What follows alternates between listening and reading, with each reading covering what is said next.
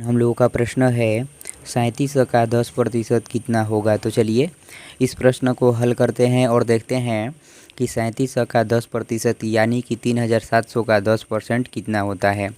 तो यदि आप लोग भी इस प्रकार के प्रतिशत वाले प्रश्न को हल करना सीखना चाहते हैं तो इस वीडियो को ध्यानपूर्वक ही देखते रहिएगा।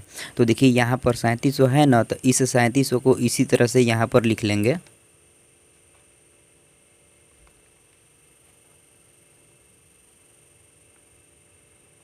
ऐसे ही आप लोगों को भी लिख लेना है। अब ध्यान दीजिएगा, देखिए यहाँ पर का है, तो थोड़ा सा आप लोग यहाँ पर ध्यान दीजिएगा। हम यहाँ पर भी का लिखे हुए हैं देखिए, तो इस का मतलब होता है गुणा, इसलिए इस का के लिए यहाँ पर गुणा का चिन्ह दे देंगे। देखिए यहाँ पर 10 है तो इस 10 को इसी तरह से यहाँ पर लिख लेंगे। देखिए इस 10 के बगल में यहाँ पर प्रतिशत का चिन्ह है, थोड़ा सा आप लोग ध्यान दीजिएगा।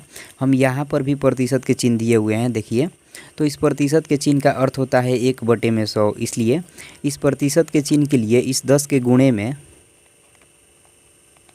1/100 लिख लेंगे। अब क्या करेंगे, इसको कटा देंगे।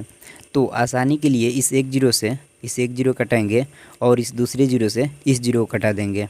तो देखिए यहाँ पर 370 बचा, तो यहाँ पर 370 लिखेंगे। यहाँ पर गुणा का चिन्ह है तो यहाँ पर गुणा का चिन्ह देंगे। देखिए यहाँ पर 1 गुणे 1 तो कितना होगा, 1 होगा ना, तो यहाँ पर 1 लिख लेंगे। देखिए यहाँ पर बटा में नीचे 1 बचा है, तो बटा में नीचे 1 नहीं लिखा जाता है क्योंकि छिपा रहता है। अब ध्यान दीजिएगा, अब इस 370 में इस 1 से गुणा कर देंगे।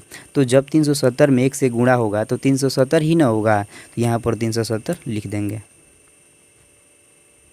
तो यही हम लोगों का आंसर आ जाएगा। तो जब यदि हम लोग 37 का 10% निकालेंगे ना, तो यही 370 आएगा। इस प्रश्न को आप लोग इस तरह से भी समझ सकते हैं कि 3700 रुपये का 10% कितना होगा। तो जब हम लोग 3700 रुपये का 10% निकालेंगे तो 370 रुपये आएगा।